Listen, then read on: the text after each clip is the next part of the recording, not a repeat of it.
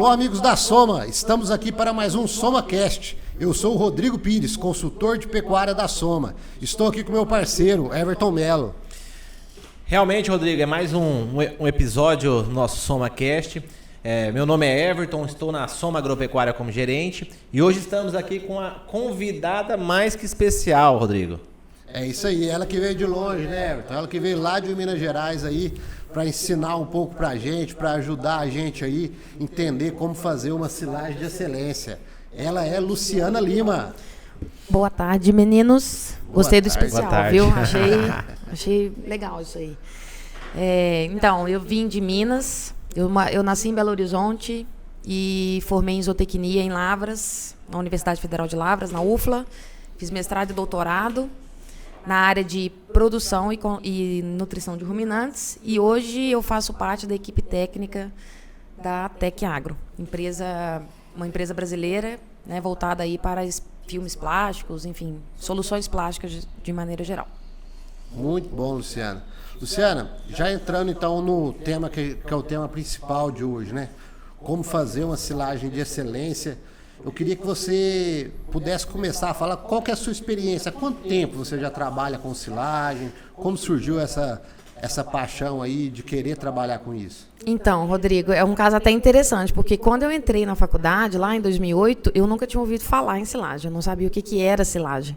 E aí eu fui na faculdade, rodando os núcleos de estudo lá, os animais, né, consumindo silagem, eu falei, que negócio é esse? O que é isso aqui? Né? Até que eu fui num evento, um simpósio que teve lá na universidade sobre forragem, e aí, junto a isso, eu estava fazendo a disciplina de forragicultura. E aí casou os temas, né? A parte de consultoria, uma palestra sobre consultoria em silagens, e eu me apaixonei com aquilo. E aí eu acabei me dedicando até um pouco mais para a disciplina, passei bem, me tornei monitora, comecei a gostar muito da parte de silagem e comecei a trabalhar com um dos maiores especialistas do Brasil, né, na universidade, e aí foi assim. E essa paixão da pecuária de ruminantes veio pós-faculdade ou já tinha essa paixão antes de entrar na faculdade? Como que foi essa... Eu sempre gostei da parte animal. Só que quando eu decidi fazer zootecnia, eu não sabia que existia o curso de zootecnia. Em 2007, uma amiga minha estava fazendo um vestibular seriado na UFLA para veterinária, e até então eu ia fazer veterinária. Ela levou para mim um folderzinho da universidade e falou: Luciana, você já viu esse curso aqui? E aí eu comecei a ler, estava na época ali começando os YouTube, né, vídeos de internet. Eu peguei e comecei a pesquisar um pouco mais sobre o que era zootecnia e realmente falei, nossa, esse negócio aqui que eu quero. Né, eu quero mexer com isso, porque eu nunca fui muito do sangue, sabe? Sim. E aí eu já entrei na zootecnia, só que eu entrei na zootecnia querendo mexer com cavalo. Então sempre mexi com cavalo, cresci em cima de um cavalo. E eu entrei, e aí no primeiro período eu já vi que o cavalo não era hobby, teria que ser hobby, porque é um ambiente que... era para você se divertir, sabe? Não para trabalhar na minha cabeça. E aí continuo gostando dos cavalos, mas aí eu sempre comecei a girar os núcleos de estudo ali, sempre passando por bovinos de leite, bovinos de corte, até alguma coisa de cabras, mas à medida que a graduação vai passando, a gente vai amadurecendo, e aí eu fui entrando mesmo no ruminante, na vida do ruminante. Então, até meados do meu mestrado, eu acabei focando um pouco mais em gado leiteiro. Né? E aí do final do meu mestrado pro doutorado, e aí eu já comecei a tomar um amor maior pelo gado de corte. Abri a Ensilo, que é a minha empresa de consultoria, pensando na nutrição de gado de corte.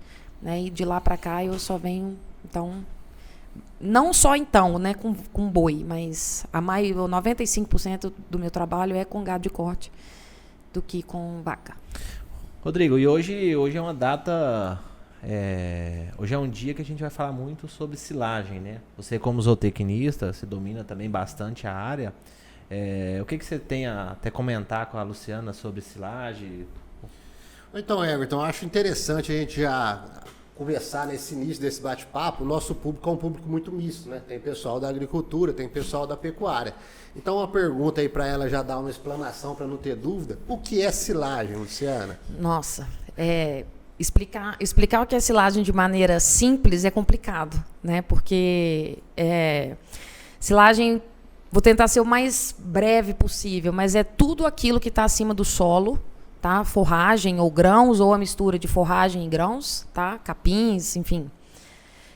que quando armazenados em um local em ausência de oxigênio, eles fermentam, né, por bactérias boas, que a gente chama ali de bactérias acidoláticas, e elas vão produzir um ácido, esse ácido vai aumentar a acidez do meio, que a gente fala tecnicamente baixar o pH, e aí sim, por esse meio estar ácido e com ausência de oxigênio, micro-organismos ruins não vão crescer para poder deteriorar o nosso alimento. Isso é a silagem. Luciana, falando de silagem, hoje no Brasil fazem diversos tipos de silagem. Quais são as silagens mais utilizadas no Brasil? É capim, é milho? Tem uma sequência de as mais utilizadas? Tocando rapidamente no gado leiteiro, tem um levantamento recente do pessoal de Lavras que 100% das fazendas leiteiras hoje utilizam silagem de milho como fonte de fibra e energia na dieta das vacas. No gado de corte, esse mesmo levantamento também fez para o leite, fez para o corte. Esse mesmo levantamento mostrou que 53% dos confinamentos brasileiros utilizam silagem de milho como a principal fonte de fibra. Então, mais da metade dos confinamentos, segundo esse levantamento, é milho. É milho. É milho. Milho é o cereal mais importante para se conservar, não no Brasil, só no Brasil, mas no mundo inteiro é a forragem mais utilizada para se fazer silagem. Você teve uma experiência fora do Brasil, né? Nos Estados Unidos fez um sanduíche lá, né? E lá também é do mesmo sentido, milho também predomina? Então, eu fui para os Estados Unidos, fiz doutorado sanduíche na Universidade de Wisconsin, fiquei lá 9 meses, 8 meses e meio, e fui justamente para poder entender o que a gente tinha em comum com eles, né? Então, eu fui na expectativa, meu trabalho de doutorado foi a avaliação de híbridos de milho. Sim. Né? E aí eu fui para os Estados Unidos para poder entender como é que essa parte agronômica, o que os fatores agronômicos, uma vez que eles têm, vamos dizer assim, uma tecnologia na nossa frente, podem interferir no valor nutritivo de silagem. E aí, fazendo as avaliações, eu consegui perceber que nós não estamos tão atrás dos Estados Unidos quanto as pessoas pensam. Então, assim, aí se a gente pegar grandes plantas, pessoas boas em grandes grupos de produção, turma bate pau a pau com os Estados Unidos. Por que eles ganham da gente, né? Não em volume, tá? Em volume, assim, tem áreas que batem pau a pau mesmo com os Estados Unidos. Mas é porque lá o clima deles favorece muito a não presença de praga. Sim. E doença. Coisa que nós temos, assim, demais. A gente é um país tropical.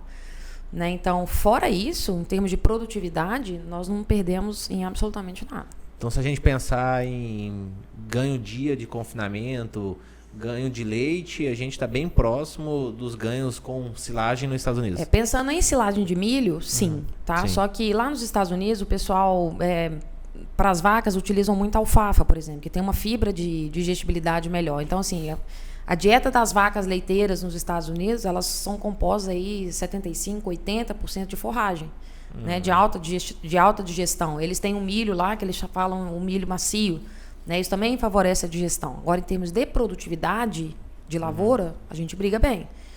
Essas questões de valor nutritivo, justamente pelo clima que favorece, né, o crescimento de outras forrageiras, a dieta é composta, né, de mais forragem para as vacas. No gado de corte, eles usam muito milho floculado. Aqui no Brasil, eu acho que a gente tem 3 ou 4 floculadoras, uma palavra difícil de falar, hein? No Brasil inteiro, né, que é o milho de alta digestão. E nos Estados Unidos isso é base, né, isso é muito comum. Então, a dieta dos animais de gado de corte lá é majoritariamente o milho floculado, né? E aí tem os resíduos, né, que eles usam, os corn stalks, que são o resíduo da colheita do grão, sabe? Eles usam muito isso como fonte de fibra e também silagem de milho. Muito bom, Luciana. Você já entrando no assunto aí, já que você falou do milho floculado, falou do milho macio, vamos começar. É muito fácil às vezes chegar depois que a silagem já está pronta, já está no coxo, tudo, e opinar. A gente sabe que a silagem começa na escolha do híbrido. E a gente sempre escutou muito essa questão de grão vítreo, grão dentado, macio e tudo. Como que você pode falar um pouco aí para a nossa audiência sobre essa escolha do híbrido para decidir qual material você vai plantar para fazer uma silagem? Como que você pode contribuir aí? Como que está sendo visto isso hoje? Pelo que eu estou vendo aí, parece que já está tendo uma mudança de conceito, né, a respeito disso aí. Eu queria que você explanasse um pouco sobre esse assunto. Então, essa questão da escolha dos híbridos, há 10 anos atrás, vamos colocar assim, a gente tinha tranquilamente no mercado mais de 490 híbridos disponíveis, né? Então, o produtor ele tinha muitas opções para ele escolher, e isso acabava se tornando difícil devido a essa quantidade de produtos que existiam. Em 2018, por aí, 2019, houve a fusão de grandes empresas, né, que acabaram acoplando bancos genéticos ali. Esse número reduziu, mas ainda assim é alto. Hoje, tranquilamente, aí nós temos mais de 80 híbridos, né, disponíveis aí no mercado. Bom, já facilitou um pouco para o produtor. Tiveram um conceito, esse conceito ele ainda é difundido no Brasil, de que milho para silagem ele precisa ser milho macio, né, milho de grãos macios. No Brasil, nós não temos híbridos de grão macio, igual nós temos lá nos Estados Unidos. Lá nos Estados Unidos, o grão é macio. E o que isso significa? Significa que quando você pega o grão de milho, você corta ele no meio, você desseca o grão e você começa a pesar ali os componentes, né, do endosperma, aqui no Brasil, o que a gente vai ter é majoritariamente endosperma vítreo. Tá? Então, 60%, 70%. E aqui tem algumas empresas que vendem o híbrido como grão macio. O que é esse macio? É uma porcentagem maior um pouco, tá, do que híbridos de grão duro. Mas, majoritariamente, o endosperma do milho ele é vítreo. Tá? Então, por exemplo, a gente tem 2 híbridos, tá? Um considerado macio e um considerado duro. Quando a gente desseca o grão de milho duro, 80% do endosperma dele é vítreo. Sim. Tá?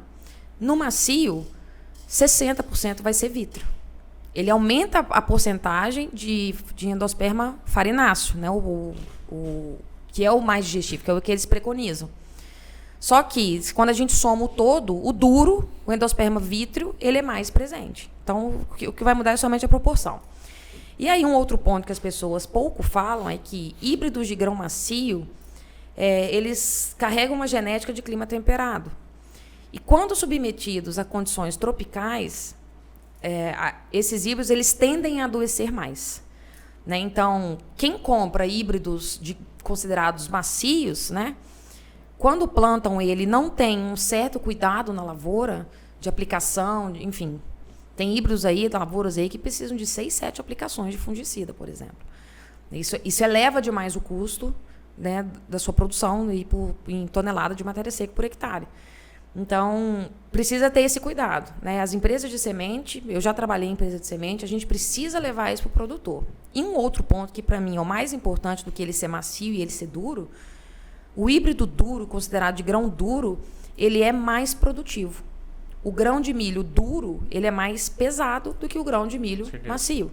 Então, a produtividade do híbrido duro, ele é superior ao considerado híbrido macio. Ele é mais resistente a pragas e doenças, né, e tem essa produtividade maior. Agora, tem umas questões de manejo aí que fazem com que o nosso milho duro vire o milho macio, entre aspas. A gente pode falar aqui no decorrer do podcast. Aí a gente levantou um assunto polêmico, hein? Tem muita empresa que não gosta de falar disso não, porque isso aí ninguém fala, né? Que essas questões aí do manejo sanitário, dessa exigência maior demais, entradas para estar controlando sanidade, né? Luciana, a gente falou da silagem de milho, mas aqui no Mato Grosso, você tem rodado com a gente, você tem visto uma realidade também de muita silagem de capim, né? E a respeito aí do capim, ponto certo de silagem, deixa sementear, não deixa sementear, altura, matéria seca, o que você pode contribuir com a gente nesse sentido? Ô, Rodrigo, o principal problema da silagem de capim é a umidade.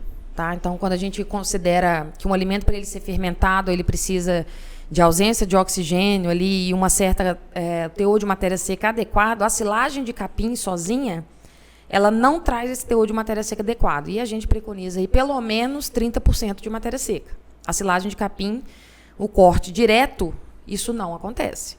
Aí o pessoal também tem a questão do manejo. Eu vou deixar o capim crescer, o capim ficar mais alto para ele melhorar a matéria seca.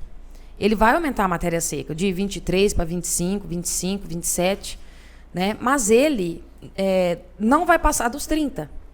Então, assim, ele vai mudar um pouco a matéria seca dele, né? Mas ele não vai passar dos 30%. E aí, que é, né, onde as pessoas erram. Mas eu deixei meu capim crescer, eu colhei, ele estava com 32, 33 de matéria seca. Significa que você deixou ele passar e aí já começou a senescer folhas. Folhas começaram a morrer. Né? Folha morta é palha, você recolhe, ok, a matéria seca é mais alta. Agora, dentro de uma altura de manejo que a gente considera para pasto, né, para pastejo, por exemplo, a matéria seca do capim ela vai ser abaixo de 30%. Né? A gente teve recente aí numa fazenda que eu gosto de esperar ele sementear, para ele ganhar a matéria seca. A matéria seca dele vai subir. Porém, o valor nutritivo dele vai cair. O que é cair esse valor nutritivo? É aumento de fibra e redução de proteína. Né? E não é isso que a gente quer. Né? Se bem que para boi a conversa é um pouco diferente. Né? Mas quando a gente espera sementear, o valor nutritivo cai demais. Tá? Então, existem outras alternativas de manejo que a gente pode fazer na silagem de capim para poder corrigir esse problema. Seria a pré-secagem do capim, né? Que tem crescido muito. Aqui no Mato Grosso já tem grandes fazendas fazendo. E a adição de concentrado, né? Para você subir essa matéria seca. Porém, a adição de concentrado, ela requer uma mão de obra muito difícil, assim, uma operação que pode ser um pouco complicada para a fazenda. Mas essas são as alternativas, tá? Ou você colhe o capim na altura ideal de manejo, ali, com abaixo de 30% de matéria seca e corrige, ou você espera esse capim passar, morrer, aí você recolhe ele com matéria seca acima de 30%. Luciana, como o Rodrigo comentou, o nosso público é bem diverso, né? Então tem bastante gente de agricultura, tem gente da pecuária. Fazer algumas perguntas que, para quem é zootecnista, como vocês dois, é um pouco mais fácil de responder. Mas para o público em geral, pré-secado, o que é? Então, o pré-secado, ele é um alimento muito comum em dietas de vacas leiteiras, tá? Hoje, grandes fazendas leiteiras utilizam o pré-secado. Muita gente acredita que para fazer o pré-secado você precisa colocar ele em fardos, né? Essas bolas que a gente vê nos campos aí. A minha visão era que pré-secado tinha que colocar rolo, lona, trem. Não, isso não é verdade. O pré-secado, o que é? Ele é o intermediário da silagem e do feno. Então, por exemplo, você entra no campo cortando o capim na ideia de fazer um feno, tá? A ideia é você cortar ali com 20% de 80% de umidade, espera esse capim secar lá até 18% de matéria seca, você recolhe para fazer o feno. Correto. O pré-secado, você interrompe essa secagem. Então, você cortou. Se no feno você vai demorar 24 horas para recolher, a depender das condições climáticas, obviamente, no pré-secado você vai recolher ele com 8, 12 horas. Entendeu? Então, assim, você vai aumentar a matéria seca para ele fermentar melhor, porém você não vai deixar ele secar 100% ali para virar o feno. Tá? Você recolhe. E aí você consegue pôr ele na trincheira, recolher. Existem máquinas com as plataformas específicas para isso. Isso aí tem diversas empresas no mercado que têm essas máquinas. Recolhe e joga no buraco, né, na trincheira, como qualquer outra silagem é feita. Recolhe, pisa, né, a compactação, veda, e ali ele vai fermentar bem melhor. Então, se a gente pensar em pré-secado, feno muito seco, pré-secado intermediário e silagem com umidade maior. Isso. Pensando no capim, por exemplo. Sim. O feno de capim, ele vai ter aí 18% de umidade, 80 e poucos % de matéria seca. O pré-secado, ele vai variar entre 45% e 55% de matéria seca. Tá? E a silagem de capim, ela teria aí 20% de matéria seca. Luciana, você vê o feno crescendo muito no Brasil? Crescendo muito, não. Posso estar enganada, tá? Mas por onde eu tenho passado, eu não tenho visto esse crescimento. Por quê? Porque a demanda de maquinário e mão de obra treinada é muito grande. Então, o que o pessoal tem feito? Onde tem grandes espaços para utilização de feno? Na verdade, não é o feno. A gente anda, por exemplo, está andando aqui na rodovia, né, do Mato Grosso, aqui nessa região de... Está tendo muito, né, nas beiras das Barra, estradas. Mas aquilo ali, se você pensar, não é feno, aquilo ali é palha. Né? Olha, boa até corrigindo aqui, ó. Boa observação. Fala um pouco mais sobre isso aí, sobre a qualidade dessas bolas de feno. Porque o que acontece? O capim secou, né? Nós estamos aí com calor de 40 graus, umidade do ar muito baixa, não tem vento, não tem nada. A planta está completamente seca, né? O feno, quando a gente olha e vê o feno, a gente espera o quê de um feno de qualidade? Por que o feno para o cavalo, por exemplo, é diferente desse que está na beirada da rodovia? Porque o que está na beirada da rodovia, ali naquelas bolas, é palha. Se você jogar aquilo ali num piquete para cavalo, ele não vai comer. Né? O boi come. Porque você está desafiando ele com outra coisa lá no coxo. O milho moído, o grão reidratado. E isso vai fermentar demais no animal e ele vai precisar dessa fibra. Então aquilo ali não é feno, tá? Aquilo ali está mais do que seco. Está praticamente torrado, né? E justamente eles recolhem isso aí na tentativa de, por exemplo, colheu a lavoura de milho para grão, né? Vai ficar os colmos ali, o resto de folha seco, o pessoal recolhe aquilo ali e joga isso pro boi. Boi confinado adora aquilo. Arroz, né? Tem muita lavoura de arroz também que fazem muito. Capim também, aqui em Água Boa, na região, fizeram muito, né? Naquela palha, né? É. Então, assim, o feno, ele tem 80% de matéria seca. Se você fizer feno daquelas bolas ali, vai ter 95, 96. É seco, seco, seco. Então, fonte de fibra exclusiva. Então talvez poderia até mudar o nome, né? De feno para palha seca, né? Algum nesse Eu sentido, já né? vi algumas análises aqui da região de 92, 94% de matéria seca. Então, pensando nisso aí, com essa brecha aí que deu dessas bolas de feno da região, se eu tenho, por exemplo, uma recria aí que eu preciso de uma opção de volumoso para seca, eu posso falar que a silagem de capim seria uma opção melhor, pensando em desempenho animal, do que o feno? Olha, eu nunca vi nada para comparar, por exemplo, a silagem de capim do que essas bolas aí de palha. Mas eu acredito que a silagem de capim, ela bem feita, ela corrigida, às vezes até o pré-secado, aquilo ali estimula o animal a comer, né?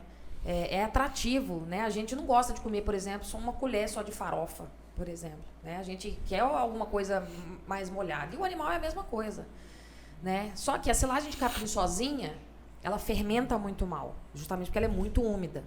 E aí isso produz compostos ali de fermentação, e isso sim tem estudos que mostram a redução de consumo, tá, dos animais. Você pré-seca, você já melhora o consumo. Seco demais, o animal já tende a refugar, porque a comida dele está 100% seca. Né? Animal ali de recria, se eu colocar aí 55% da dieta, 60% da dieta talvez daquela palha, com milho, farinha de soja, alguma coisa nesse sentido aí, núcleo, o animal vai... Eu acredito que o animal vai refogar o coxo. Né? Então, se você tiver uma coisa mais molhadinha ali, eu acho que é mais atrativo. Eu, se fosse boi, eu comeria ele mais molhadinho. Ô, Rodrigo, e voltando um pouco mais para silagem, silagem começou na onde? No mundo? Onde que foi? Quem que inventou a silagem? Os primeiros esquios da silagem, onde que foi? Nossa, os primeiros... Isso aí você me fez buscar agora lá nas primeiras aulas de forragem. Existem registros dos egípcios fazendo silagem, né? Porque existem desenhos, depois, eu não sei se tem como colocar isso em vídeo, mas eu posso até enviar para vocês. É como se fosse uma carroça, assim, e cheio de palha em cima, protegendo alguma coisa que estava ali embaixo, sabe? Até pouco tempo atrás, sei lá, 10, 15 anos atrás, tinha silos na Argentina que não eram cobertos, não tinha lona. Né? Então, assim, a prática de conservação de alimentos para o animal já tem registro desde os egípcios. Né? Agora, alimentos conservados, existem várias formas de conservar alimento. O feno é uma forma de conservar alimento. Conserva, pensando, também, por exemplo, em conserva de pepino cebola, seja lá o que for. Carne embalada a vácuo é uma forma de conservar. Carne seca com sal é uma forma de conservar. E no Brasil isso veio quando? Quando começou no Brasil silagem? Eu fiz um levantamento desse aí para poder escrever na minha tese. Os primeiros registros de gente já trabalhando, tentando pesquisar a silagem desde 1900, 1890. Já tem alguns registros aí do pessoal, obviamente, pensando hoje primitivamente, né? Mas já tinha, assim, registros. Rodrigo, então a gente pode verificar que silagem não é de ontem, né? Não é de ontem, não. E aí, muita gente acredita que é algo novo, né? Muitas fazendas ainda não praticam silagem. Não tem um sequestro com silagem, não tem um semi-confinamento com silagem. Então, o tanto que pode ver, o tanto que a pecuária pode evoluir. Se a gente pensar em pecuária de corte, quantos por cento será que fazem silagem? Tem um número disso, Luciana? Pensando em todas as fases do gado de corte, você tem a fase de cria, a fase de recria, a fase de terminação. A silagem é obrigatória? Não, ela não é obrigatória. Correto. Tá? Agora, ela se encaixa muito bem em todos esses sistemas, desde que você tenha ali um zootecnista, né, um veterinário, zootecnista, um consultor que saiba encaixar isso dentro da necessidade do animal, né? Formulando uma dieta, enfim. Na fazenda de cria, tá? Na fazenda de vacas, Com certeza a utilização é bem mais baixa do que numa fazenda de recria, na recria de terminação. Sim. Porque a gente costuma falar que vaca aguenta o desaforo, né? Você larga lá no pasto, lá, pare um bezerro, você vai buscar ela daqui a 9 meses. Então, assim, tem começado a se intensificar justamente pelas margens apertadas que a pecuária vem tendo, né? Então, assim, ou você produz bem o seu bezerro, ou você vai estar fora.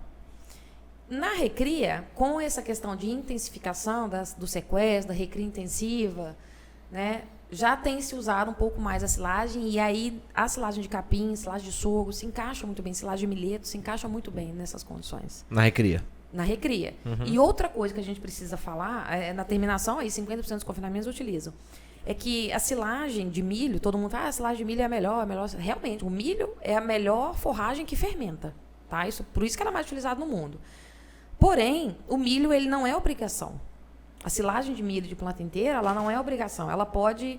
Porque tem lugares que o milho não vai bem. É não adecta ao sistema, né? Exato. Cada um tem seu Por sistema, exemplo, né? Aqui na região que nós estamos, aqui em Água Boa, aqui a altitude é muito baixa. 290, né? Que vocês falaram. Aqui vai dar 400, Chavantina 290. Bem baixo. Né? Então, ou seja, noites, como a gente tem falado aí, dias quentes e noites mais quentes ainda, né? E o milho não gosta disso. Então, por exemplo, produtividade aqui, vocês falaram comigo que tem fazendas aí que pegaram em 24, 16, 18 toneladas de matéria verde por hectare. No sul de Minas, eu já peguei lavoura com 100 toneladas de matéria verde por hectare. Então, assim, aonde o milho não vai bem, o capim se encaixa perfeitamente. Né? Então, se encaixa nos sistemas, né? Mas precisa saber usar. Não só o milho, não só o capim, silagem de grão úmido, silagem de espiga, enfim. Oportunidade tem para todo mundo. É isso aí, a gente tem que ver qual que é a forrageira que mais vai se adequar ao sistema de produção de cada propriedade, né? Que dieta que a turma vai fazer, o que vai ter disponível, né? Porque, na verdade, não pode fechar o olho, né, Rodrigo, e passar uma receita para todo mundo, né? Então, cada um tem um maquinário, cada um tem a mão de obra diferente, né? Não existe receita de bolo, tá certo? Não é porque deu certo no seu vizinho que vai dar certo na sua propriedade. Exatamente. Cada caso é um caso, Isso né? aí. Então vamos falando de silagem de milho. Você falou aí de silo trincheira, silo superfície. Um ponto que é muito importante de observar na hora de fazer a silagem, no processo de ensilagem, é a compactação. Eu consigo uma compactação num silo superfície igual num trincheira? Qual é o seu predileto? O que você pode falar pra gente sobre isso? Falar do predileto aqui, eu posso caçar briga com muita gente, né? Mas assim, todos os tipos de silo, trincheira, superfície, o silo bag, o silo fardo, né? Que são os que a gente vê as bolas de pré-secado. Só fazendo uma brincadeira, esses dias eu estava passando de carro, fazendo uma excursão e tal, tinha gente que nunca tinha ido na fazenda, e aí passaram assim, tinha um campo de pré-secado, né, cheio das bolas de pré-secado, assim, revestidas. Falaram, aquilo ali que vocês chamam de ovo de vaca. É isso aí, tem gente que pensa assim, né, a vaca do todinho lá dá o leite escuro, né, mas... Então, cada silo tem a sua vantagem e sua desvantagem, né? Eu, particularmente, pensando em praticidade, em compactação, eu gosto muito do trincheira. Por quê? Ele permite que você coloque muita forragem de uma vez e retire de uma vez, né? Então, os volumes ali, no superfície você também consegue. Porém, as paredes do silo trincheira, eles te auxiliam na compactação. Sim. Né? A gente andou aqui, muita gente falou assim, aqui o silo superfície tem que construir ele assim porque ele esparrama, ele abre. Tem uma regrinha aí que, na verdade, não é uma regra, mas é uma recomendação de campo que a gente faz, que a cada 5 metros de largura, o silo precisa subir 1 metro de altura, superfície. Então, você alargou 5... Essa dica tem que anotar, hein, Rodrigo? Para cada 5 sobe 1. Sobe 1. Luciana, não quero fazer com 5. 4,5. À medida que você vai ter, o seu trator, ele precisa passar de um lado para o outro do silo, e não só de frente para trás. Então, se eu pensar 10 metros, tem que ter 2 de altura. Isso. O seu trator ele precisa conseguir passar de um lado para o outro, porque se ele consegue passar de um lado para o outro do silo, as laterais dele aqui, né, as supostas laterais, elas vão se firmando mais e vão construindo uma parede imaginária ali, que vão auxiliar na compactação. Então, por exemplo, já vi silos no Chile de 30 metros de largura, sem nada de perda. E os tratores passando de um lado para o outro. Sabe, assim, era coisa linda de se ver. Então, é possível de fazer. E a trincheira, ela acaba auxiliando nisso aí. Vantagem e desvantagem da trincheira. Uma vez construída, ela está ali. né? Você não consegue mover ela. E o silo superfície você consegue construir ele onde você quiser. Pensando em compactação, tem uma conta de peso que eu tenho que colocar de trator para toneladas de silagem? Porque assim, tem muito produtor que talvez não tem trator suficiente para compactar. Tem essa correlação de conta? Tem essa correlação, mas eu não gosto de seguir ela, tá? Não estou indo contra estudos, né? Mas o pessoal fala que o seu trator ele precisa ter pelo menos 30% de peso do que chega por hora no silo. Tá? Então, por exemplo, você está chegando 10 toneladas por hora, seu trator precisa ter pelo menos 3 toneladas. Né? Pesar 3 toneladas. Exato. Aí vamos supor, por exemplo, que o trator tem 5 toneladas. Tá chegando 10, ele tem 5. Opa, o peso do trator tá beleza. Mas o que acontece? O cara para de compactar. Enquanto a máquina não está trazendo para dentro do silo, ele está parado em cima do silo. Então, o que adianta ele ter esse peso que os estudos recomendam? Peso parado. Exato, peso parado. Então, assim, e uma outra coisa que eu gosto de falar é que é melhor a gente ter mais tratores menos pesados, né? Mais tratores mais leves do que um trator pesado. Porque você consegue distribuir o peso em todo o silo. Então, por exemplo, nesse caso aí, 10 toneladas chega, o meu trator tem 30, tem 3 toneladas. Eu prefiro ter 2 tratores de 1.500 trabalhando que um de 30. Tá? Porque eu consigo distribuir o meu peso ali em cima do silo. Né? Então, quanto mais tratores mais pesados eu tiver, melhor vai ser. E pensando em números, eu gosto muito de números, Rodrigo. Eu acho que número é muito importante. Pensando em perdas de silagem, nós poderíamos dividir o quê? Em corte, compactação, vedação. Qual seriam os outros atributos de perca de silagem? E o que cada uma representa em porcentagem, mais ou menos? Perda, você fala em valor nutricional, perda de matéria seca. Perda né? de matéria seca, isso. Na colheita, onde a gente tem perdas? A perdas a gente tem em deixar de colher nutriente. Então, por exemplo, vamos supor que a gente tem uma fazenda de gado de corte e... Deixa eu abrir aqui para fazer a minha colinha, que eu prometi fazer. A gente tem, por exemplo, numa fazenda, uma silagem de milho com 32% de matéria seca. E na outra fazenda, a gente tem a silagem de milho com 38% de matéria seca. Tá? Aonde eu posso perder? Se eu colher a minha silagem com 32% de matéria seca, vamos supor que na análise química lá deu que ela tem 25% de amido. E na de 38% de matéria seca, ela tem 30% de amido. Tá? Então, a matéria seca mais baixa, amido mais baixo. A matéria seca mais alta, amido mais alto. E suponhamos que a gente tem, né, uma boiada lá que comem 2,5 kg de matéria seca por dia. Se eu fornecer para esses meus animais essa silagem de 32% de matéria seca com 25% de amido, os meus animais estão comendo 625 gramas de amido por dia. Tá? Nos 2,5 kg de matéria seca, da silagem com 32% de matéria seca. Se eu fornecer a minha silagem com 38% de matéria seca, os animais comendo os mesmos 2,5 kg de matéria seca por dia, os meus animais estão comendo 750 gramas de amido por dia. Sim. Então, de 32% de matéria seca para 38% de matéria seca, nesse exemplo hipotético aqui, eu tenho uma diferença de 125 gramas de amido por cabeça dia.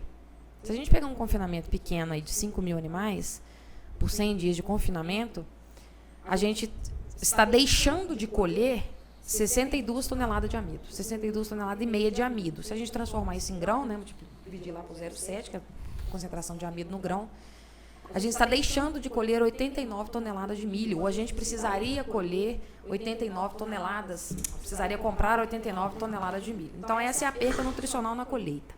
Tá? Isso só na colheita? Só colheita. Só na colheita a gente falou em 1.200 sacos. Mais ou menos, isso. Um saco de milho a R$50, a gente tá falando em R$60 mil. E Só de ponto, né, de corte. Só fazendo um parênteses aí, ela continuar a resposta. Eu trabalhei muito tempo com gado de leite. No gado de corte você não vê tanto, que você não vai pesar o boi todo dia. Mas no gado de leite, quando você saía de um silo para abrir outro, que acontecia essa diferença de matéria seca, continuando fornecendo a mesma quantidade de matéria natural, a gente vê bem no tanque aí de aumentar o leite ou quebrar o leite por conta dessa questão do amido aí que a Luciana explanou muito bem, mas pode dar sequência. Rodrigo, aí. mas já teve no leite já? Eu já dei aula de leite já, viu? Depois uma outra hora eu conto a minha história pra vocês aí. O próximo convidado aí vai ser o Rodrigo contando a história dele. Bom, e aí, se a gente pensar em todo o processo, o processo de produção de silagem, seja ela qual for, ele envolve riscos, né? Então, por exemplo, a época que a gente está fazendo silagem está chovendo. É um problema isso aí. Bom, então vamos lá. A colheita, você tem essa chance de perca nutricional. E aí você tem aquela perda, por exemplo, da máquina tá passando lá, tá jogando o caminhão, e aí ela passa num buraco, em vez de cair no caminhão, cai fora. Tá? A gente não tem dados disso, assim, mas tem uma estimativa que a turma faz aí de 10% da lavoura fica para trás. Uma conta básica, né, que a gente teve rodando esses dias. Silagem de 250, de milho a R$300 a tonelada. A gente tá falando 10%? Isso. É muito dinheiro, né, que fica É muito dinheiro que fica. Mas assim, são erros que na verdade não são erros, são problemas que acontecem, que é muito difícil o controle. Entendeu? Então, a carretinha passa no buraco, a máquina passa no buraco, o caminhão tá mais rápido que acaba jogando forragem fora, enfim. São perdas, né? E aí, seguindo o processo. Então, a gente colheu, a gente joga no silo para compactar, né? O transporte, para jogar dentro do silo, a compactação. Onde são as perdas? A perda no transporte, justamente essa, de cair a forragem para fora do caminhão, também não temos estimativa, mas ela acontece, tá? E aí a perda vem com a questão da compactação, a perda nutricional. Por quê? O que eu falei. O caminhão está transportando, está chegando lá a forrar um monte de forragem por hora. Se o trator que está no silo está parado, ele está tornando mais difícil a expulsão do oxigênio. Se a gente falou que para a silagem conservar ela precisa de ausência do oxigênio, se você tem oxigênio lá dentro, né, é problema. E o que acontece quando fica esse oxigênio residual ali, esse oxigênio da má compactação? A planta respira. Sim. Né, e para ela respirar, ela consome esses carboidratos. Tá? Igual a gente respira, a planta também, recém-picada, ela respira. E aí ela vai consumir esses carboidratos e ela vai produzir calor. Tá? E CO2, né, que são as perdas de matéria seca. É comida que está indo embora na forma de gás. Então, esses carboidratos que a planta está respirando seriam o substrato para a bactéria, aquelas bactérias que eu falei do ácido lático lá, poderem fermentar, poderem consumir aquilo ali e produzir o ácido. Então, assim, você está tirando o combustível, né, para fermentação. Essa é a perda. Agora, onde a gente tem as maiores perdas? Vedação e no pós-abertura. Então, se a gente classificar todos esses custos que a gente teve de perda, vedação e pós-abertura seriam os grandes vilões da perca de silagem. E a gente falar em silagem, eu acompanhei algumas colheitas de silagem, é uma operação de guerra, né? É uma correria, uma loucura, é algo assim, é bem bonito de se ver, é muito trabalho, né? É muito, muito trabalho. Mas assim, existem erros, né? Existem falhas e a gente tenta corrigir isso, né? Então, seguindo aí, vocês estão reparando que a gente seguiu uma cronologia. A gente colheu, a gente transportou, a gente compactou, agora a gente vai vedar, né? Por que podem ter erros na questão da vedação? Lona de baixa qualidade, tá? E por que é isso? Mas lona não é tudo igual? Não, lona não é tudo igual. Você aí, pecuarista, que vai na casa agropecuária buscar a lona... Aquela pretinha, não tem aquela pretinha? Aquela pretinha... Não faça isso. É mais barata, será que a gente pode falar pretinha? Pode, né? Pode. Lona pigmentada da cor preta. Porque senão depois não vai ser cancelado. Corta isso aí, vai. Não, mas... Lona é tudo igual pra você. Não é editar, tá tranquilo. Então vamos lá, lona é tudo igual ou lona tem diferença? Vamos lá. Lona não é tudo igual. Para a tristeza de muitos e alegria de poucos, a lona não é tudo igual, tá? Nós temos aí a crença de que é a melhor... Quando vocês estão lá na loja, o que a turma chega procurando para vocês? Eu fui balconista por muito tempo. Ele sempre falava assim, me dá uma lona preta de 200 micra. Preta com branca, né? Ele já falava 200 micra. E antigamente a gente vendia só por micragem. Ainda continua assim, não é? Como que funciona? Então, 200 micra é melhor que a 150? Não é? Qual que é a... eu estou perguntando isso, né? O que vocês recebiam de perguntas, o que vocês recebem de pergunta é que antigamente não existia tecnologia, né? A máquina que construía as lonas era uma extrusora, tá? Então essa extrusora, ela não era capaz de fazer múltiplas camadas, né? Então o que ela pegava? Pegava tudo quanto é material, resinas, polietileno, enfim, material reciclado, jogava lá dentro, que ele extrusava e fazia uma cor só, né? Uma lona só, vamos dizer assim, uma película só com material reciclado. E aí, para ter resistência mecânica, eles precisavam aumentar a espessura da lona. E aí deu-se a ideia de que a lona de 200 micra é a melhor lona, tá? E isso se cai por terra quando a gente pensa em tecnologia. A analogia que eu gosto de fazer, como estou dando palestra, treinamento, antigamente televisão e celular era o quê? Grande, pesado, grosso, né? E hoje é o quê? Fino, pequeno, leve, né? E aconteceu a mesma coisa com a lona. Por quê? Houve transferência de tecnologia. Então, lá no passado, a extrusora que fazia apenas a lona preta, hoje ela faz lona de múltiplas cores, múltiplas camadas, tá? E aí a gente consegue aditivar nessa lona diferentes camadas, nas diferentes camadas a gente consegue aditivar ela com diferentes resinas que vão conferir à lona a estabilidade. E um outro ponto é que não necessariamente as lonas precisam ser de material reciclado. Hoje nós temos muitas empresas produtoras de lona, né, para silagem, que utilizam material reciclado.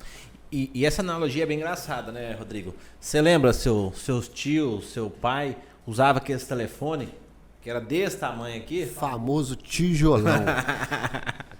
Né, então eu também acredito que a tecnologia veio para compactar as coisas, né?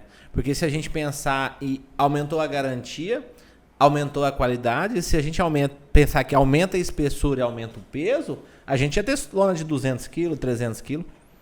Que uma lona de 200 micras na época que eu comercializava a lona, sei lá, 10 anos atrás, era uma lona de 80 kg, 70 kg.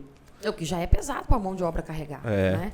Então, assim, hoje nós temos uma empresa, e aqui já fazendo um merchan, né, da empresa que eu represento, a gente não trabalha com material reciclado. É proibida essa palavra quando a gente fala em silagem, né, em lonas para silagem, utilizar material reciclado. A gente não utiliza, né? São poucas as empresas no Brasil que não utilizam material reciclado, tá? Mas a empresa fabrica no Brasil, ela importa? Como que é a Tecagro?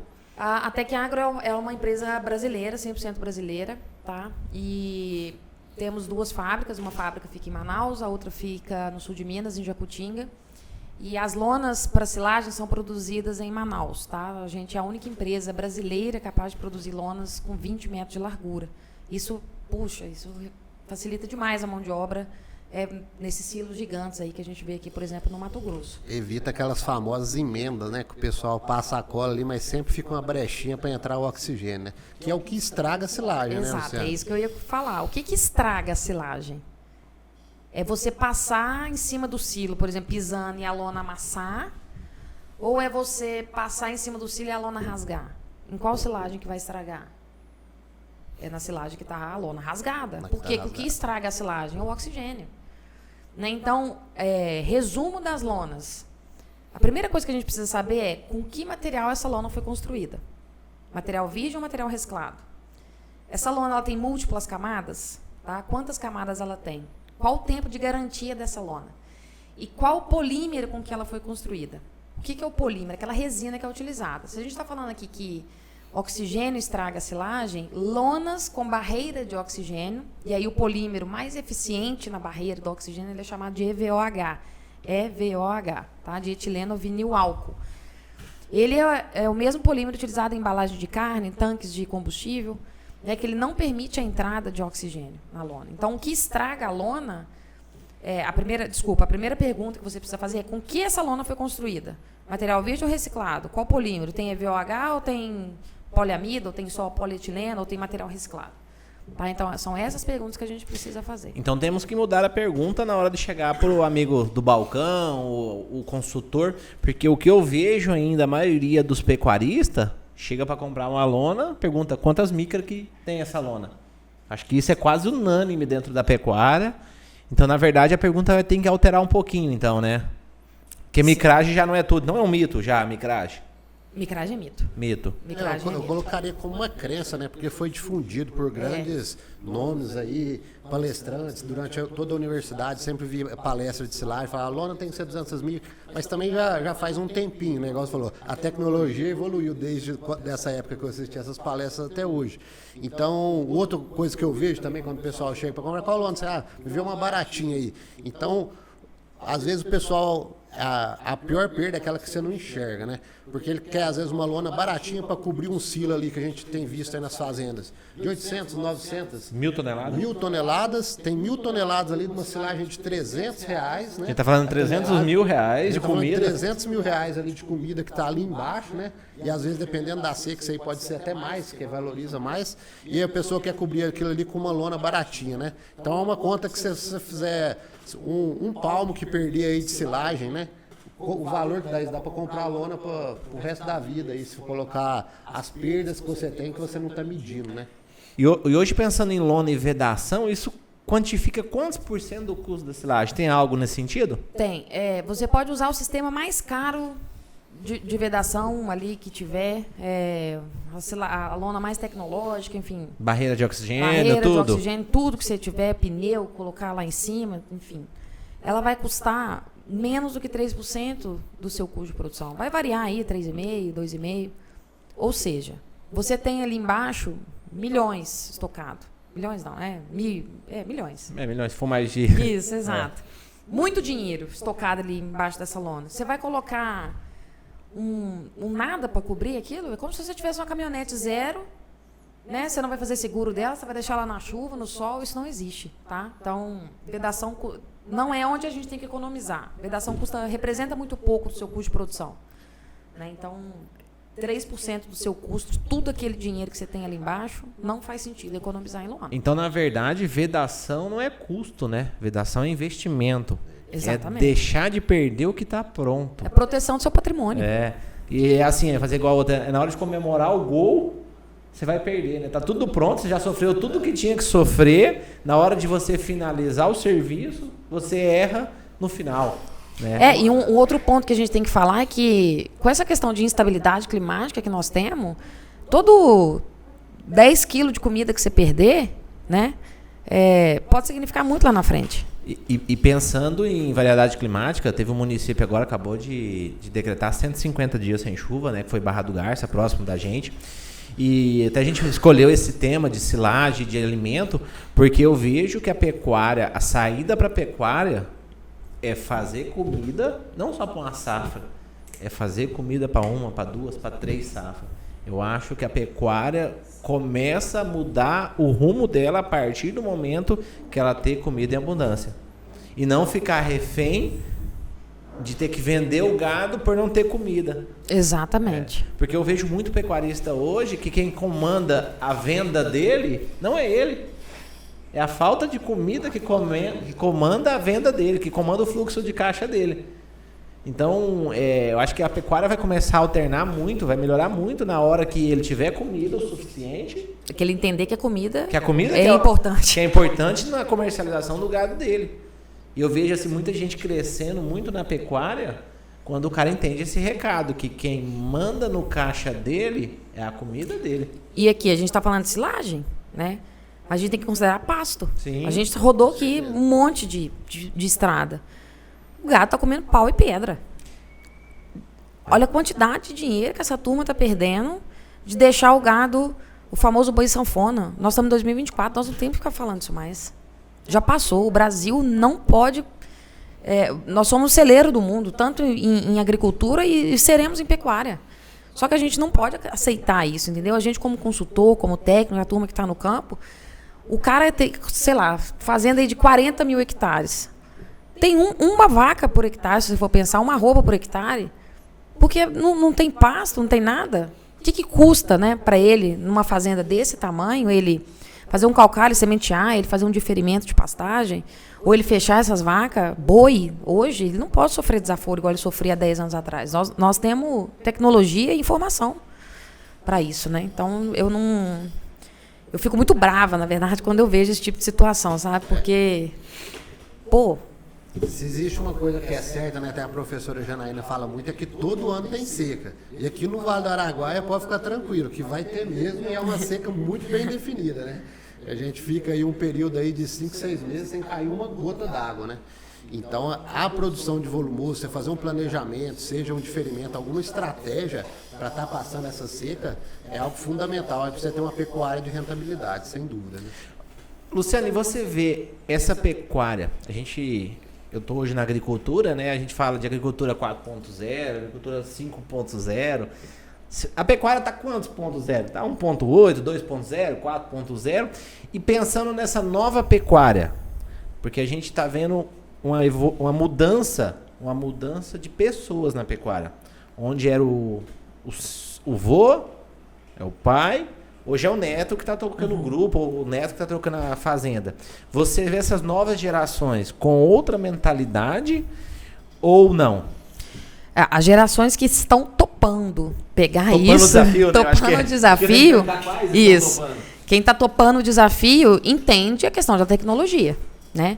A geração que não quer isso, ele vai chegar lá, pegar a fazenda do vô dele, vou dividir aqui em não sei quantos, eu vou vender os 40 mil hectares dele, porque eu não quero saber disso, quero andar de jatinho e andar no shopping. Então, quem topa tocar isso, ou ela muda a mentalidade dela de tecnologia, de informação, de consultoria, de novidade, ou ela tá fora.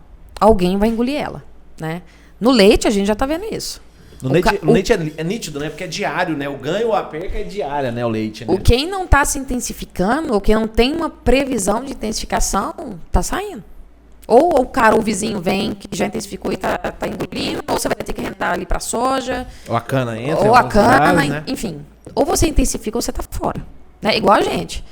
Ou você tem cada dia mais um telefone mais tecnológico, ou você está fora do mundo. Imagina se você tivesse lá aquele Nokia 1100 hoje. Existe gente que tem? Existe. O cara tá lá no meio do mato.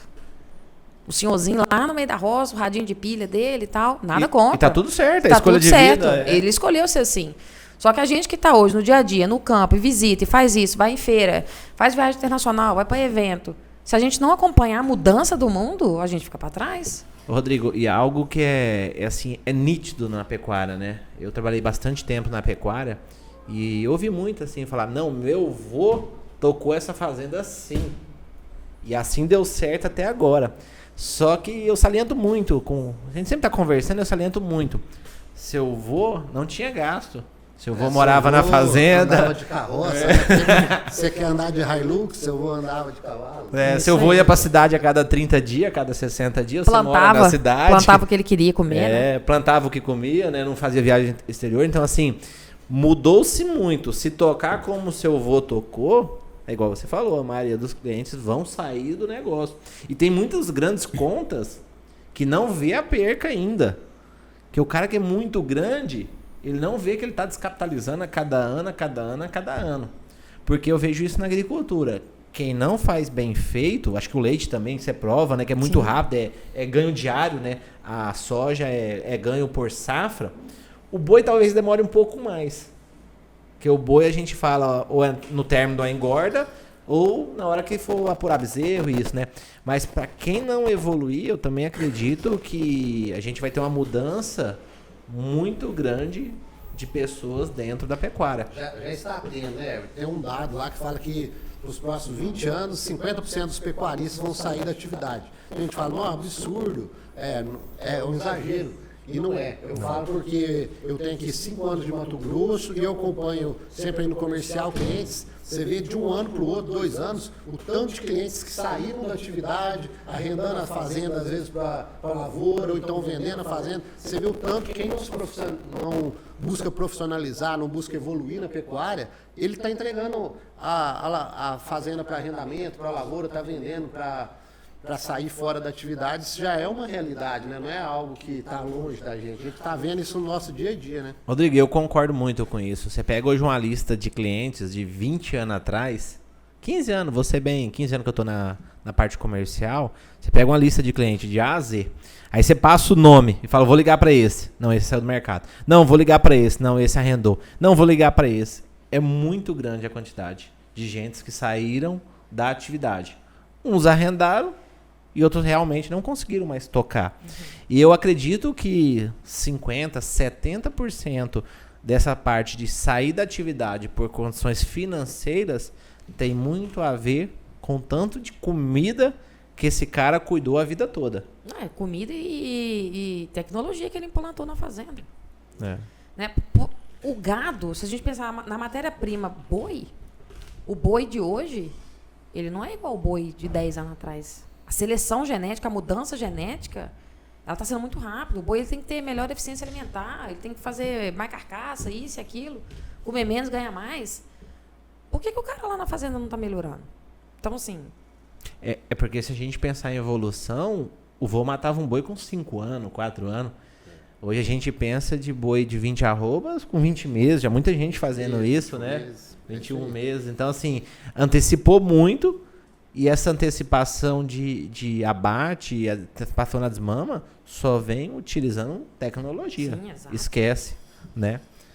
Luciano, e continuando o bate-papo aí, a gente fala muito hoje de qualidade de lona, falando sobre silagem, voltando, qualidade de lona e tudo.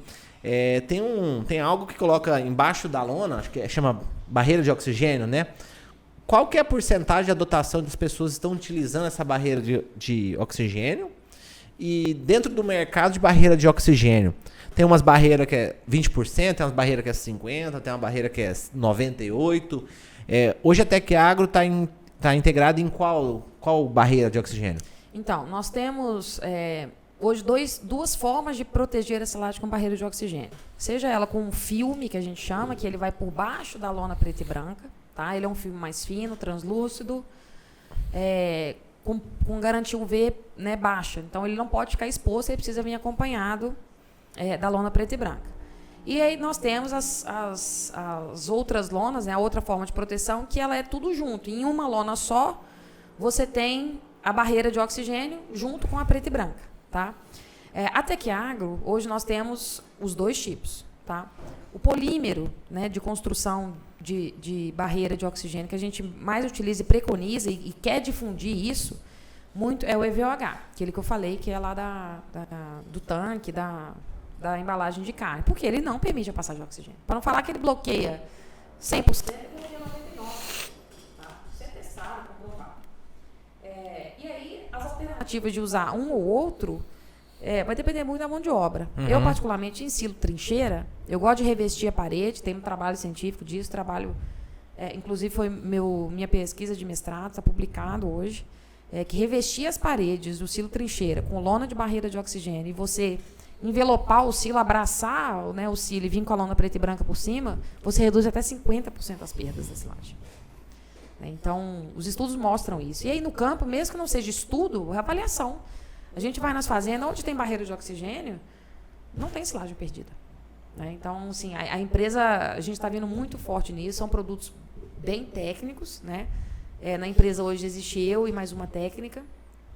Eu faço de São Paulo para cima, sou responsável técnica, ela faz a região sul, para difundir esses produtos. Tá? E uma coisa que eu gosto muito de falar, as pessoas ficam bravas comigo. Bravas. Lona de barreira de oxigênio não resolve seus problemas. Então, não adianta você fazer um processo de silagem todo errado, você colher mal, você picar mal, você compactar mal, e colocar a lona de barreira de oxigênio achando que você vai abrir e vai estar tudo lindo. Não vai. Lona de barreira de oxigênio inoculantes não resolvem problema de manejo. É um refinamento do processo. Então, assim, eu já neguei muita venda quando eu cheguei na fazenda e vi, falei, se eu botar minha lona aqui, na hora que eu abrir o silo, ele vai falar que a culpa é minha. Então, eu não coloco. Então, assim, ou você melhora o seu manejo primeiro para a gente ajustar isso, colocar uma lona, a cerejinha do bolo ali, ou a gente vai melhorar primeiro o seu processo para depois você colocar. O que eu vejo não adianta o cara fazer uma silagem porca, mal compactada, e aí colocar a lona de oxigênio, a barreira de oxigênio, e pensar que ela vai salvar tudo, né? Exato, não vai. Né? Não vai. Ela não corrige, lembrem-se disso. Lona de barreira de oxigênio não corrige os seus problemas de manejo. Então, você faz tudo direitinho e coloca a lona, porque se você fizer tudo errado e colocar a lona, na hora que você abrir o silo... Vai continuar errado. Vai continuar errado. Então, gente, vamos chamar a atenção. É uma barreira de oxigênio, não é a lona mágica. Então, se você errou nos outros processos anteriores da ensilagem, a barreira de oxigênio não vai resolver. Mas da mesma forma, se você fez tudo certo, escolheu o híbrido bom, cortou no momento certo, tamanho de partícula certo, compactou bem, tirou todo o oxigênio compactando, e chegar na hora de vedar seu silo, você vai lá e coloca uma lona de baixa qualidade que deixa passar oxigênio, é igual o Everton falou, é a mesma coisa que você driblar o time inteiro, driblou o goleiro e chutou para fora do gol, né, Everton? Então tem que ser bem claro nisso aí, é um processo todo que fecha com a cereja do bolo, que é uma boa vedação do seu silo. Exatamente, é onde a gente estava falando das perdas, né?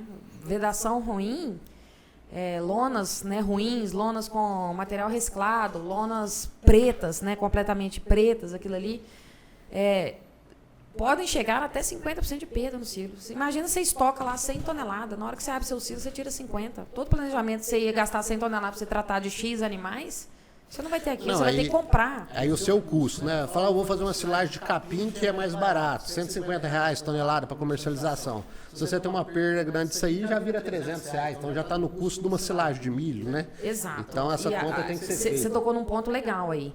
A silagem de capim é barato. Mas peraí, a gente não pode levar isso como verdade. Por quê?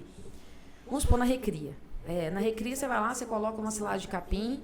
A dieta tem animais de recria tem uma exigência menor de energia, então é uma dieta um pouco mais controlada. Na terminação, por exemplo, né, você vai colocar ali esse lado de capim. Se ela for mal feita, o animal vai começar a refugar coxo, né, o animal não vai comer, o desempenho dele vai cair, você vai ter que começar a corrigir aquilo ali, aquela deficiência, né, de fibra com outro subproduto, por exemplo, caroço ou algodão, né, alguma coisa, fibra fisicamente efetiva, uma palha. Então, assim, o barato que pode sair caro, tanto para leite quanto para gado de corte. Então, assim, a silagem de capim precisa ser muito bem trabalhada, posicionada no sistema, porque nem sempre ela vai sair barata. Tá? Você precisa corrigir a deficiência da silagem de capim, nutricionalmente falando, com concentrado. E o concentrado custa caro. É isso mesmo. Agora vamos pensar o que nós vamos falar, que acabou o assunto. Não, tem sim. Vou deixar, vou abrir o silo agora. Tem um não, isso aí. Vou abrir o silo. Luciano, então tá bom. A gente fechou o silo, tá bem vedado tudo. Agora chegou o momento de abertura do silo. Aí já vou te mandar 2 perguntas em uma só. Depois de quanto tempo do silo fechado que eu posso estar abrindo ele, e a partir do momento que eu abrir, qual que é a espessura e quantos centímetros ou metros que eu tenho que estar tirando daquele painel do silo por dia para impedir a entrada de oxigênio? Então, Rodrigo, a primeira pergunta sobre tempo de estocagem, isso vai variar de silagens para silagens. Então, silagens que tenham grãos, que são silagens que tenham grãos? Silagem de espiga, silagem de milho, silagem de sorgo, silagem de mileto, grão úmido, grão reidratado. Essa silagem a gente preconiza ficar pelo menos 60 dias fechada. Por quê? Lembra lá no começo que eu falei assim, a gente consegue transformar o grão duro no grão macio, e nós vamos falar mais para frente? É isso. Tá? Então, quando a gente deixa o silo fechado por mais tempo, quanto mais tempo silagens que contenham grãos ficar fechada, melhor será. Por quê? O nosso grão duro, né, o endosperma ali do milho, ele é muito unido, muito rígido, tá? E quando você processa o grão no momento da ensilagem, por isso que precisa quebrar o grão, tá, pessoal? Você quebra o grão, né, ensilou, deixou isso estocado, vai ter ação ali bacteriana, de micro-organismos de dentro da silagem que vão quebrar esse escudo do amido, dos grãos de amido, e vai acabar expondo esse amido. Então, no grão macio lá que tem nos Estados Unidos, que a turma vende aí, o que acontece? Esses grãos, eles já são afrouxados, tá? E no nosso grão de milho duro, eles são muito densos.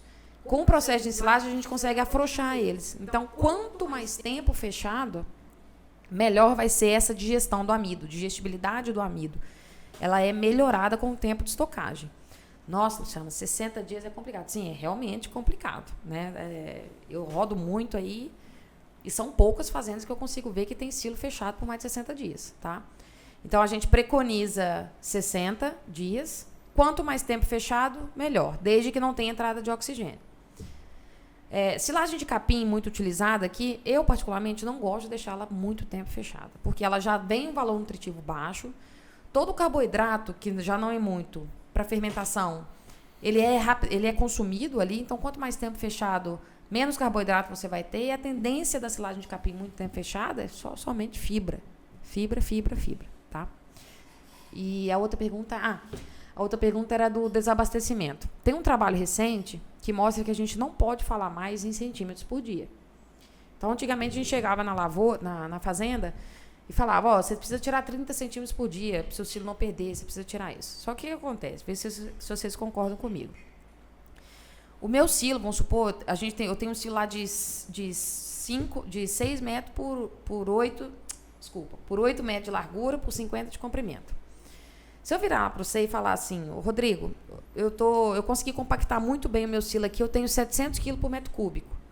Tá? E você tem um silo igual ao meu, de 8 metros por 50. Só que você foi muito ruim em compactar. Você compactou ali, fizer uma densidade, tem 550 kg por metro cúbico.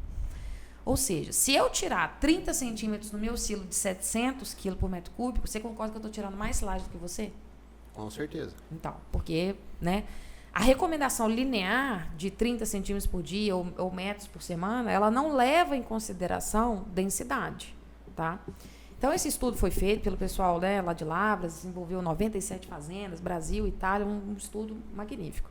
E eles chegaram à conclusão que a taxa de desabastecimento do silo, para a gente não ter esse avanço do oxigênio, ela precisa ser de maior do que 250 quilos por metro quadrado por dia. Nossa, que confusão isso aí. É muito fácil, pessoal. Qual a largura do seu silo? 8. Qual a altura do seu silo? Sei lá, 3. 8 por 3, 8 vezes 3, 24. Você tem 24 metros quadrados de área. Se você precisa tirar pelo menos 250 quilos por metro quadrado, aí você tem que fazer 250 vezes 24. Tá? E como é que eu sei disso? Você sabe a quantidade de silagem que você está fornecendo para os seus animais. Se você não sabe isso, né, seja só fazenda de leite ou de corte, você não sabe quanto é que seus animais comem por dia de silagem. Então, assim, isso é ajustável, tá? Recomendar linear não é correto mais. Faça a continha lá, 250 quilos por metro quadrado por dia, tá? Ótimo número, né? Você que gosta do número, ótima informação. Então fica aí já uma dica aí para o nosso ouvinte. O seguinte, não sei se a Luciana concorda, é uma conta que tem que ser feita de trás para frente. Se eu sei que eu vou confinar 1.000 animais, eu sei o consumo por cabeça, então antes de eu fazer o meu silo, eu já posso fazer esse dimensionamento do silo correto para adequar aí dentro desses padrões que eu vou estar evitando aí maiores perdas. É uma conta que a gente já faz antes. Eu já sei quantos animais eu vou confinar. Eu já sei quantos quilos por cabeça que eu vou tratar dos meus animais. Então, quando eu for dimensionar meu silo, eu faço um painel para fazer uma retirada aí de acordo com os estudos. E aí a gente fazendo isso, é que assim, ó, quando a gente abre o silo, imediatamente, hoje a gente estava discutindo isso numa fazenda, abriu o silo, tá perfeitinho, abriu, não tem nada de camada preta, não tem fungo, não tem nada, tá? A sua lona realmente é muito boa, né? Você abriu o silo, né? Tá beleza. Você começou a desabastecer. Passou alguns dias, ele começou a aparecer um fungo, uma mancha preta, o silo começou a aquecer, isso e aquilo. É erro de manejo, tá? Então, para você evitar esse aquecimento, esse aparecimento de bolores, né? De fungos, etc. e tal, você precisa avançar no seu silo pelo menos 250 quilos por metro quadrado por dia. Aí, se você tiver um silo superfície, né, que ele não é um metro quadrado, você faz lá a área do painel, que é o raio, né, a meia largura do silo vezes o pi. Aí nós vamos ter que voltar nas aulinhas de geometria lá da faculdade, para poder, né, calcular a nossa área de painel. Mas o Rodrigo falou perfeitamente. O silo trincheiro, ou qualquer silo, ele precisa ser construído baseado no consumo. Quantos animais eu vou ter, o que eles vão consumir, né, na minha dieta. E é difícil achar isso, hein? E falando em temperatura de silo, qual que é a temperatura ideal da... Ele tem que estar mais quente, tem que estar mais frio? Como que é? Quando o silo está quente, o que é o quente? Você botou a mão ali, você vai sentir o calor. Né? É sinal de atividade bacteriana, né? Atividade microbiana ali, microbiana. Ou pode ser calor retido. Lembra que eu falei que quando a gente não compacta o silo, as plantas respiram e geram calor? Sim. A silagem de milho, ela tem muita dificuldade em dissipar o calor. Então, esse calor fica retido. Tá? Então, quando você abre o silo, você coloca a mão. Pode ser atividade microbiana ou pode ser esse calor retido. Como é que você vai conseguir associar se é deterioração, né? se esse alimento está esquentando por atividade microbiana ou é calor retido? Você pode fazer uma análise de pH na fazenda mesmo, tá? Você pega na fitinha, bem tupiniquim, tá? Dá para fazer. Você pode... A coloração é um fator que você tem que analisar? Ela tende a escurecer, né? A silagem, quando ela começa a deteriorar, ela tende a escurecer. Ficar uma silagem bem escura mesmo, né? E o cheiro, né? Característico, o cheiro característico. Agora, se você tira essa quantidade por dia de 250 kg por metro quadrado, essa silagem ela não pode esquentar. Se ela estiver esquentando, aí provavelmente é calor retido. Tá? Tranquilo, Rodrigo. Muito bom. E a gente ainda não agradeceu aos nossos patrocinadores, né? Pizzaria Bendita, a melhor pizza de água boa. Coisa boa. Café aí, rapaz. Café alto rural. A gente tem várias pessoas aí que não tomava café, depois que experimentou o alto rural, virou fã. Meu xará da Creative, né? Agradecer a Creative aí, que é a nossa parceira aí, que tornou tudo isso possível, né? O SomaCast. Pessoal, a prosa tá muito boa, se deixar aí a gente ia se alongar por muito tempo, mas eu acho que já é bom a gente chegando ao fim, né? Porque ainda temos palestra hoje, outros compromissos. Queria primeiramente agradecer a Luciana por ter aceitado o convite, pela disponibilidade, por essa aula de pós-graduação, né? Cada convidado aí é uma aula que a gente tem aí. E hoje, com certeza, o nosso conhecimento de silagem é muito maior agora do que antes do podcast, né? Com certeza, Rodrigo. A Luciana traz uma outra realidade, né? Ela tem doutorado, tem um conhecimento técnico muito grande. E aí eram dúvidas bem comuns de várias pessoas que estivemos andando. E hoje, nesse podcast, com certeza, dúvidas bem cruciais foram sanadas, né? E agradecer a Tec Agro, né? Que é a empresa que a Luciana trabalha. Agradecer a Luciana também por estar favorecendo a gente e estar ajudando a gente nessas informações, estar passando conhecimento, que sem dúvida é o bem mais precioso que temos, é o conhecimento. Sem conhecimento ninguém chega a lugar nenhum. E só temos a agradecer, Luciana, por estar participando desse segundo episódio. É muito importante a sua presença e a gente com certeza vamos estar falando mais, né? E acho que no mais E é muito importante também, né, realçar, Everton, que são informações que ela está passando aqui para a gente embasadas, né, em estudo científico, algo que foi medido, foi comprovado, não é uma coisa que ela ouvi acha, falar, né? Ouvi falar, o vizinho fez, são todas informações embasadas em muitos estudos, né? Não sei se foi falado aqui, a Luciana também, ela tem a empresa de consultoria, né, que é Ensilo, então acompanha aí os maiores confinamentos do Brasil, né? Grandes fazendas, grandes confinamentos aí que ela já rodou aí o Brasil inteiro. Ela também é organizadora aí do Configem, o maior evento aí de confinamento do Brasil. Então a pessoa aí, essa validação é porque é uma pessoa realmente diferenciada que sabe do que ela está falando, né? Então vamos aproveitar, né? Seguir lá, Ensilo Consultoria. E o evento como que é? Confingem. Próximo Confingem vai ser em 2027. Estou dando um spoiler aqui. Você falou um negócio aí que a pecuária do... Eu vi assim, né? Eu ouvi falar, essa pecuária não pode existir mais não, né? A pecuária do eu ouvi falar, ela precisa ser modificada. Mas é isso, pessoal. O tema, se deixar que a gente fica aqui o dia inteiro, né? Para poder falar. É um prazer estar aqui no Mato Grosso. Eu não conhecia, tá? Essa região aqui do Vale do Araguaia. Rodo o Brasil, tá? Já conheci uma parte mais para cima lá do Goiás, grandes confinamentos, grandes fazendas. Agradeço os meninos aqui pela rodagem da semana, que está sendo muito bom. E sábado tem palestra com a Luciana, isso. Lá no Parque de Exposição, sábado às 9 horas da manhã. 9 horas da manhã. Então vocês não tomam muito cerveja sexta-feira, não, porque... Luciana, e só fechando mesmo, deixa uma mensagem para os pecuaristas, os ouvintes e os assistentes que assistem hoje a gente. Deixa uma frase final aí para a gente finalizar nosso podcast. Nossa, é tanta informação, tanta coisa para a gente poder falar. Mas complementando o que você diz, conhecimento não ocupa espaço, né? Essa frase não é minha, não sei de quem que é, mas eu estou repercutindo ela aqui, falando. E a pecuária, ela não pode ser tocada de qualquer jeito, né? Se você tocar a pecuária de qualquer jeito, você vai quebrar.